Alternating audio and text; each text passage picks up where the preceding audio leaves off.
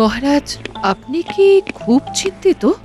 রানী, আমি খুব চিন্তিত। মানে এই নবাবের কাছে খাজনা বাকি পড়ে গেছে। আচ্ছা, এই রকম অবস্থায় আমি কি করব বলো তো? সামনে আবার কালী পুজো, আলোর উৎসব। এইবার আবার খরাতে চাষাবাদ কিছুই হয়নি, ঘরে ঘরে অভাব। তাই নবাবের খাজনা যে কিভাবে জোগাড় করব? নবাব বাহাদুর অবুঝ নন মহারাজ, বোঝালে উনি নিশ্চয়ই বুঝবেন। ওই তো, আমি মন্ত্রীকে বুধবার পাঠাচ্ছি। মহারাজ, আমার একটা কথা শুনবেন? বলো বলো রানী, নিশ্চয়ই শুনবো। মন্ত্রী নয়, আপনি গোপালকে পাঠান। কেন রানী, মন্ত্রীর প্রতি কি তোমার বিশ্বাস নেই?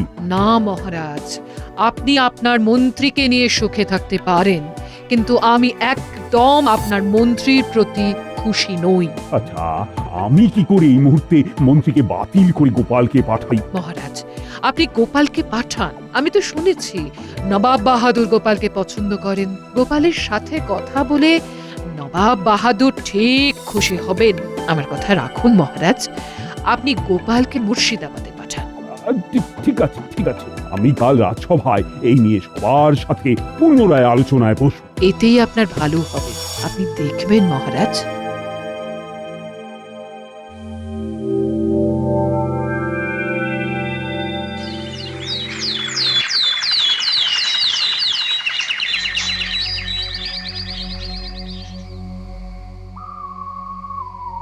মহারাজ, মুর্শিদাবাদ থেকে নবাবের দূত এসেছেন। আবার এই নিয়ে 3বার খেলা জমে গেছে। এবার নিশ্চয়ই চরমপত্র। মহারাজ, আর কেউ আপনাকে রক্ষা করতে পারবে না। আপনার সিংহাসন এবার গেল বলে। ও গোপাল, কি হবে?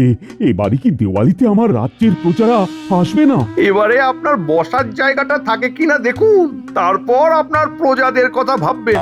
না, এবার আমাকে নবাবের কাছে যেতেই হবে। কৃষ্ণচন্দ্রের জায়গায় আমাকে প্রতিষ্ঠিত করতে নবাব আমাকে সাহায্য করবেই।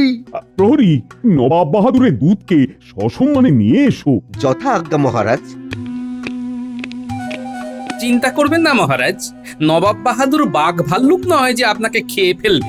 ভালো করে বোঝাতে পারলে নবাব বাহাদুর বুঝবেন। তুমি কি মনে করেছো যে নবাব বাহাদুরকে তুমি যা বোঝাবে আর নবাব বাহাদুর তা বুঝে যাবেন?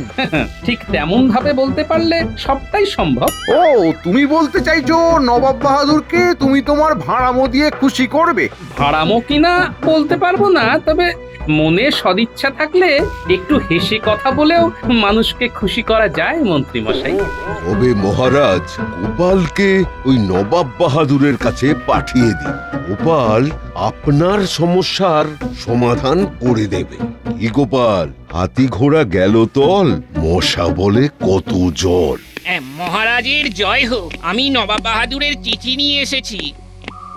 আপনার থেকে উত্তর নিয়ে আজই ফিরে যাব। মন্ত্রী, নবাব বাহাদুরের চিঠিটা পড়ো।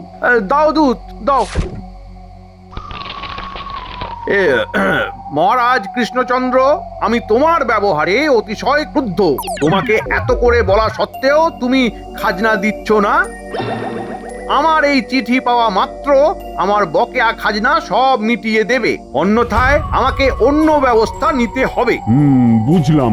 বুঝে আর কি হবে, আমাকে আরো একটু খেলতে হবে। মহারাজকে বলবো গোপালী মুর্শিদাবাদে গিয়ে নবাব বাহাদুরের সাথে কথা বলে আসুক। দূত, তুমি নবাব বাহাদুরকে জানাও যে আমি আলোচনার জন্য বুধবার আমার মন্ত্রীকে পাঠাবো। যথা আজ্ঞা মহারাজ।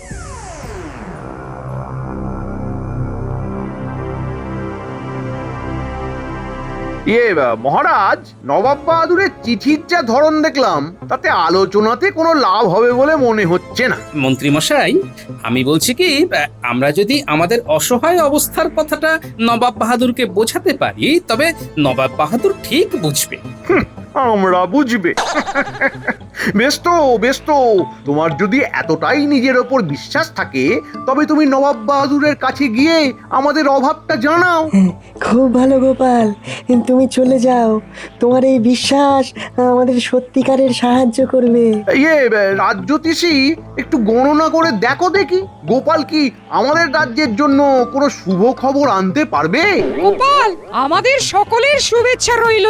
মহারাজ, আপনি চিন্তা করবেন না, আমি নবাব বাহাদুরকে বোঝাবো। এবং শুধু তাই নয়, এই দীপাবলিতে নবাব বাহাদুরকে আমাদের রাজ্যে আমন্ত্রণও জানাবো। পারবে পারবে গোপাল? পারবো মহারাজ। ব্যাস, ওই তো গোপাল বলে দিয়েছে, তার বিশ্বাসী আমাদের এখন পথেও। গোপাল, তাহলে খাজাঞ্চির কাছ থেকে রাখা খরচ নিয়ে তুমি বুধবার সকালে সূর্য ওঠার সাথে সাথেই রওনা দিবে। হ্যাঁ, মঙ্গলে উষা বুধে পা, যথা ইচ্ছা তথা যা। আমরা তোমার শুভ খবরের অপেক্ষায় রইলাম। আমরা যেন পবিত্র দীপাবলিতে দীপের আলোয় দীপাবলি করতে পারি।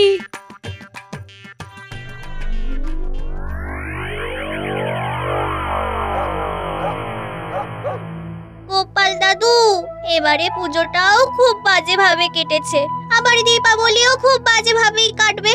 এবার আমরা ফুলঝুরি রং মশাল জ্বালাবো না। ও দাদু, জ্বালাবো না?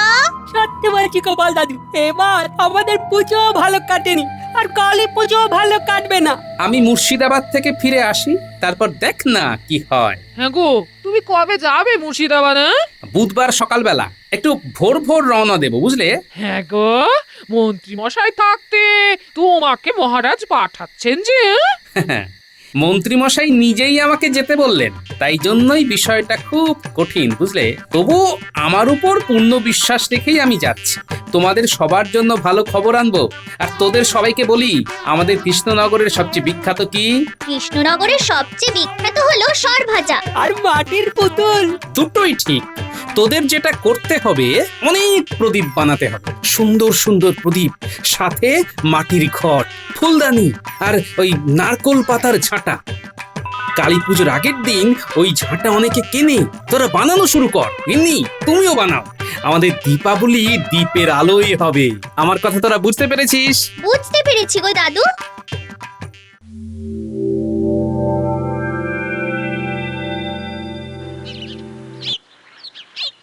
গোপাল দাদা, ও গোপাল দাদা, তুমি যেটা বলেছিলে সেটা নিয়ে এসেছি।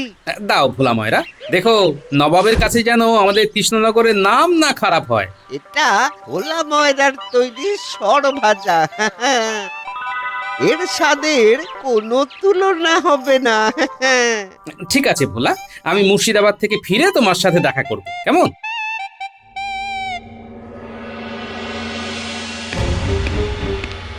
জাহাপনা, আপনি আমায় ডেকেছিলেন? হ্যাঁ, তোমাকে ডেকেছিলাম। কৃষ্ণচন্দ্র কি বলেছিল? উনি বলেছিলেন আজ মন্ত্রী মশাই আপনার সাথে দেখা করতে আসবেন। মন্ত্রী আসবে? আমি ওই মন্ত্রীর সাথে কোনো কথা বলবো না। উজির, তুমি মন্ত্রীর সাথে কথা বলবে। কথা বলেই বা কি লাভ? আমাদের যেটা দেবার সেটা দিয়ে দিলেই তো ঝামেলা মিটে যায়। কি বলেন জাহাপানা? আমার উজিরটা ধীরে ধীরে বুদ্ধিমান হচ্ছে। তুমি ঠিকই বলেছো উজির, খাজনা দেবে, তারপর বাজনা বাজবে।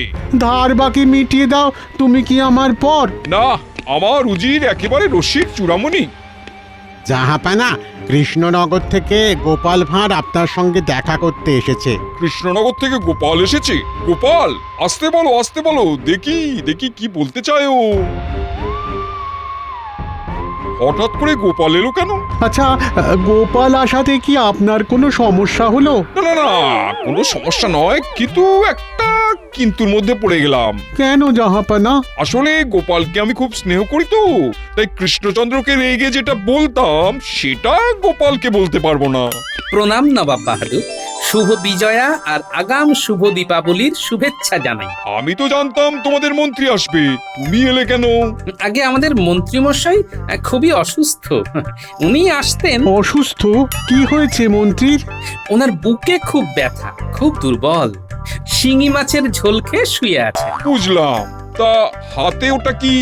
বিজয়ের পরে আর দীপাবলির আগে যে কোনো জায়গায় গেলে ওই মিষ্টি হাতে করে যাওয়াটা আমাদের রীতি নবাব বাহাদুর।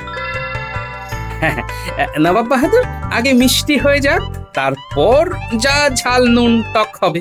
আগে মুখ মিষ্টি করে দিলে তারপর কি আর ওইসব ভালো লাগে? তা মিষ্টিতে কি আছে? আছে আমাদের গর্ব কৃষ্ণনগরের সরভাজা, খাঁটি দুধের, আমাদের প্রসিদ্ধ কারিগর ভোলা ময়ের।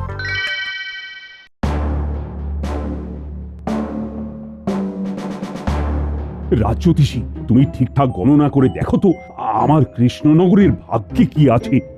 একরাশ হতাশা। এটা বলার জন্য কি গণনা করতে হয় নাকি? মহারাজ, গোপাল বিচক্ষণ বুদ্ধিমান, দেখবেন ও ঠিক খাজনা মাপ করে আনবে। দেখো দেখো, যত পারো স্বপ্ন দেখো। স্বপ্ন দেখতে তো কেউ মানা করেনি। আমি কাল একবার লুকিয়ে মুর্শিদাবাদ যাব, নবাব বাহাদুরের সাথে কথা বলতে হবে। ও মন্ত্রী, তুমি কিছু বলো, মানে কি মনে হচ্ছে? আমার তো মনে হচ্ছে গোপালের কপাল ফাটাচ্ছে। কি গো, চুপ করে গেলি? শুভ কিছু বলো। কপাল ফাটাচ্ছে। হ্যাঁ, কপাল ফাটাচ্ছে? মানে কে কার কপাল ফাটাচ্ছে? না, মানে গোপাল তো অনেক বুদ্ধি ধরে, সেই বুদ্ধির ঠেলায় নবাব বাহাদুরের এখন কপাল ফাটছে। ব্যাস ব্যাস, বুঝেছি। আরো বলতে হবে না। ও, গোপাল যদি কোনো মতে আমার এবারের খাজনাটা মাফ করিয়ে আনতে পারে, ব্যাস, তবে দিওয়ালিতে সবাইকে নিয়ে খুব আনন্দ করব। আর তার সাথে মা কালীর পুজো। বাহ বাহ বাহ বাহ, কৃষ্ণনগরের সর ভাজা তো দেখছি অসাধারণ। থাকবে না নবাব বাহাদুর, আস্তে আস্তে আস্তে আস্তে সব ধ্বংস হয়ে যাবে। কৃষ্ণনগরের সব কিছু আজ ধ্বংসের মুখে। আমাদের আমাদের মা বোনেরা যে মাটির প্রদীপ, মাটির ঘট, সুন্দর সুন্দর ফুলদানি বানাতো, সব শেষ, সব শেষ। কেন গোপাল, কি সমস্যা? একবার অতিবৃষ্টি, একবার অনাবৃষ্টি, আমাদের রাজ্যটা শেষ হয়ে গেছে। তবুও এরই মাঝে মহারাজ যথাসম্ভব করে যাচ্ছেন যাতে আমাদের দরিদ্র মানুষগুলো দুবেলা দুমুঠো খেতে পায়। উজির, এ কি শুনি? এই রকম অবস্থা তো জানতাম না। উজির, তুমি কি খবর রাখো না? আমার কাছে তো খবর ছিল জাহাপানা। তোমার কাছে খবর থাকলে তুমি আমায় বলনি কেন? তাহলে কৃষ্ণচন্দ্রকে খাজনার জন্য এভাবে চাপ দিতাম না। আর কৃষ্ণচন্দ্রকেও বলিহারি, আমাকে তো পত্র দিয়ে জানাতে পারতো। মহারাজ খাজনা না দিতে পারার জন্য খুবই লজ্জিত নবাব বাহাদুর। খাজনার টাকায় কত জনহিতকর কাজ হয়, সেসব কাজ তো বন্ধই রইল। কৃষ্ণচন্দ্র তো খুব বোকা, আগে তো নিজের রাজ্যকে দেখবে, তারপর তো সব। এর মধ্যে আমাদের উৎসব দীপাবলি এসে গেছে, দুর্গাপুজো হয়ে গেছে, গরিব প্রজাদের ছেলে মেয়েদের গায়ে নতুন পোশাক ওঠেনি নবাব বাহাদুর। এবারে দীপাবলি, আমাদের কৃষ্ণনগর একেবারে অন্ধকারে থেকে গেল। আর বলো না বলো না, এই খুব কষ্ট হচ্ছে। উজির, আমি এই সব খবরগুলো পাই না কেন? তোমরা বেতন পাও তো দেশের খবর আমাকে দেওয়ার জন্য। ভুল হয়ে গেছে জাহাপানা। গোপাল, আমি কৃষ্ণচন্দ্রের সমস্ত খাজনা মাফ করলাম। মহারাজ খুব চিন্তায় ছিলেন, আমি গিয়ে মহারাজকে চিন্তা মুক্ত করব। তুমি কি আজই কৃষ্ণনগর ফিরে যেতে চাও গোপাল? হ্যাঁ নবাব বাহাদুর, একটা অনুরোধ করব নবাব বাহাদুর। হ্যাঁ হ্যাঁ হ্যাঁ, করো করো গোপাল, নির্ভয় করো নির্ভয় করো। আমি মহারাজের তরফ থেকে আপনাকে কি দীপাবলিতে আমন্ত্রণ জানাতে পারি? আপনি আর উজির আমাদের কৃষ্ণনগরে এসে আমাদের সাথে দীপাবলির অনুষ্ঠানে যোগদান করবেন। ঠিক আছে গোপাল, আর তার সাথে তোমাদের মাটির তৈরি প্রদীপ, পুতুল, ঘট, ফুলদানি আমি আমার মুর্শিদাবাদের বাজারে বিক্রির একটা ব্যবস্থাও করব। আপনাকে অনেক অনেক ধন্যবাদ নবাব বাহাদুর। বুঝলি, এখানে কিন্তু ব্যাপার খুব ঘেঁটে আছে। মহারাজের অবস্থা ভালো নয়। যখন তখন মহারাজের বিরুদ্ধে নবাব বাহাদুর কলকাঠি নাড়তে পারে। কেন? আরে খাজনা বাকি পড়ে আছে। আমি তাই বাজনা বাজাতে যাচ্ছি মুর্শিদাবাদ। তাই তাই আমি তোদের একটু চোখ কান খোলা রাখতে বলেছি। চোখ আর কান খোলা রাখতে হবে? তার মানে তো গল্প আছে। আরে তা তো আছেই, তা তো আছেই, অল্প অল্প গল্প আছে। বটা, গল্প যতই অল্প হোক না কেন, আমাদের ওই খাটুনিটা কিন্তু মোটেই অল্প নয়। সেটা তো একদম সঠিক বলেছিস। তোরা কি বলতে চাইছিস একটু পরিষ্কার করে বল। কি আর বলবো, সবই তো বোঝেন। আমাদের দুঃখের গল্প কি আর অল্প কথায় শেষ হয়? আপনার ওই অল্প গল্পের জন্য আমাদের কিছু অল্প করে খুশি করলে চোখ কান খোলা রাখতে ভীষণ সুবিধে হয়। নইলে কান শুনতে ধান শুনবো। বুঝেছি বুঝেছি, শুধু শুধু কৃষ্ণনগরের সিংহাসনটা আমাকে পেতে দে, তারপর দেখবি কত ধানে কত চাল হয়। তোদেরকে দূর করে দেব। এটা কি আমাদের অল্প করে ধমকালেন মন্ত্রী মশাই? তাহলে চল ঘরটা, আমাদের এই গল্প শুনে লাভ নেই, আমরা অল্প করে খেয়ে শুয়ে পড়ি। আরে আরে আরে, রেগে যাচ্ছিস কেন? সবটাতে শুধু মাথা গরম, দুষ্টু। এই নে তোদের চোখ কান খুলে রাখার জন্য এই একটা করে মোহর দিলাম। বটা, বল ঘটা, একটা মোহরে দুটো জিনিস কি কিভাবে খুলে রাখবো বলতো? মন্ত্রীমশাই, আপনি দিচ্ছেন একটা করে মোহর আর বলছেন চোখ আর কান খোলা রাখতে। এ কি করে সম্ভব, ঠিক কি না? আরে ঠিক আছে, ও তোদের তোদের আরো একটা করে মোহর দিচ্ছি। বাটা, চোখ আর কান খুলে রাখার জন্য ঠিক আছে, কিন্তু মুখ বন্ধ রাখবি। কেউ যদি মন্ত্রীমশাইকে ভয়ঙ্কর কটু কথা বলে, তুই কিন্তু কিছুই বলবি না, শুধু শুনে যাবি, কেমন? ও আচ্ছা আচ্ছা আচ্ছা আচ্ছা, এই নে তোরা তোরা তোদের মতো কাজ কর। হ্যাঁ, আমি চললাম। হ্যাঁ, আপনি নিশ্চিন্তে ঘুরে আসুন।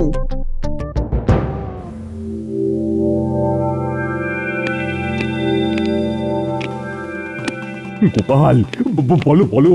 আরে তোমার কথা শুনবো বলেই তো আমরা সবাই বসে আছি। মহারাজ, নবাব বাহাদুর খাজনা মাফ করে দিয়েছেন। কি বলছো কি? হ্যাঁ, তুমি তো অসম্ভবকে সম্ভব করলে। মহারাজ, মন্ত্রী মশাই কোথায়? এই খবরটা তো মন্ত্রী মশাইকে দেব বলে ছুটে ছুটে আসছি। মন্ত্রীমশাই একটা বিশেষ কাজে বাইরে গেছেন, তা তুমি শেষ পর্যন্ত করতে পারলে? না করার কি আছে বিজ্ঞানী? একটু ভালো কথা তো সবাই পছন্দ করে, আর মানুষকে যদি বোঝাতে পারো তবে সব সমস্যার সমাধান হয়ে যাবে। মহারাজ, তাহলে এবার আনন্দ করুন। আরেকটা কথা, দীপাবলি আরো সুন্দর হবে।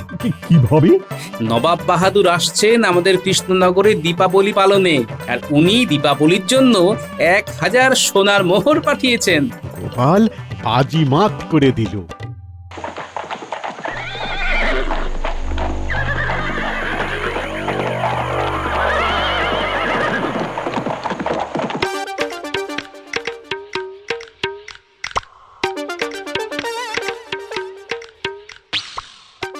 বাহ, তোরা তো খুব সুন্দর প্রদীপ বানিয়েছিস রে। আর এই দেখো, ঘট, ফুলদানি, ঝাঁটা।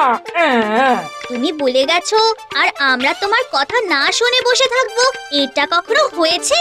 তোরা তো আমার লক্ষ্মী বানর সেনা। জানিস এবারে কি হয়েছে? কি হয়েছে? নবাব বাহাদুর নিজে আসছেন দীপাবলিতে। আমাদের কালী পুজো খুব ঘটা করে হবে, আর তার সাথে আমাদের কৃষ্ণনগর সেজে উঠবে আমাদের তৈরি করার প্রদীপে।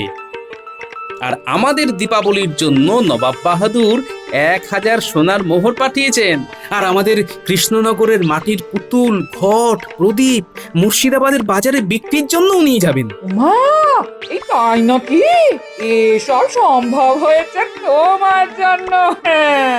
না গিন্নি, সব হয়েছে আমাদের সবার চাওয়ায়। বাহ দাদু, তাহলে এবারে আমাদের নতুন জামা হবে। হবে হবে। জয় নবাব বাহাদুরের জয়! জয় নবাব বাহাদুরের জয়!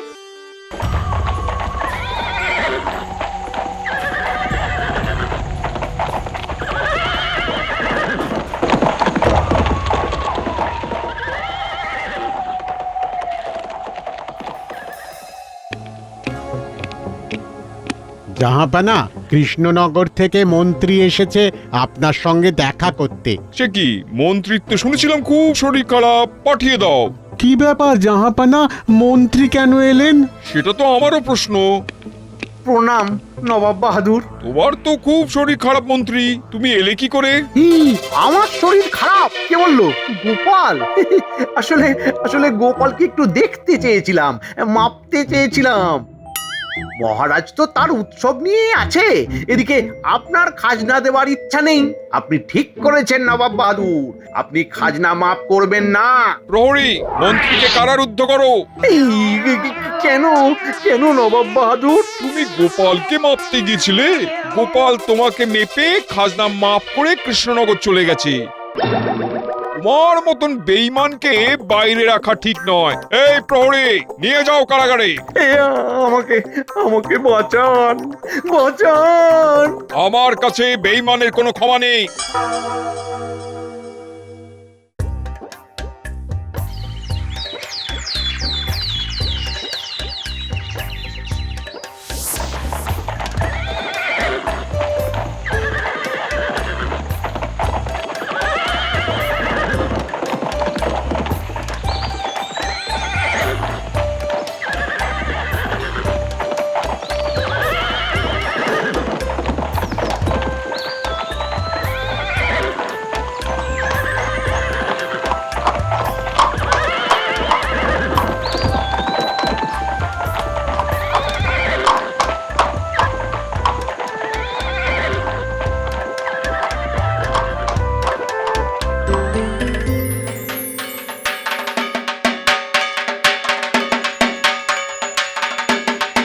রামচন্দ্র, গোপাল না গেলে আমি জানতেই পারতাম না যে তুমি এইরকম একটা বিপদের মধ্যে আছো।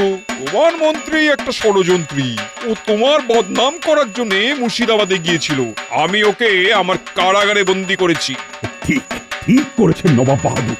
দেখেছেন নবাব বাহাদুর, আমাদের রাজ্য কিরকম মাটির প্রদীপের আলোয় সেজে উঠেছে। এই সব মাটির প্রদীপ এই এরা বানিয়েছে। বাবা, তোমাদের মাটির কাজের নাম তো জগৎ জুড়ে আছে। আমি তোমাদের এই প্রদীপ মুর্শিদাবাদে নিয়ে যাব। ওখানকার মানুষও তোমাদের এই প্রদীপ নিয়ে তাদের উৎসব সাজিয়ে তুলবে। দ্বীপের আলোয় দীপাবলি। আজ না হয় আমরা আতশবাজি পোড়ালাম না? ঠিক বলেছ গোপাল। দেখুন দেখুন নবাব বাহাদুর, দ্বীপের আলোয় আমাদের রাজ্য কিরকম মায়াময় লাগছে। চলুন মহারাজ, পুজো সম্পূর্ণ হয়েছে, এখন ভোগ বিতরণ হবে। হ্যাঁ, আর তার সাথে আমার প্রজাদের নতুন জামা কাপড় দেওয়া হবে। আর এই দান সম্ভব হয়েছে শুধুমাত্র আমাদের নবাব বাহাদুরের জন্য। নবাব বাহাদুরের জয়। সাথে জয় মা কালীর জয়। জয় মা কালীর জয়। জয় মা কালীর জয়। জয় জয় মা কালীর জয়। জয়।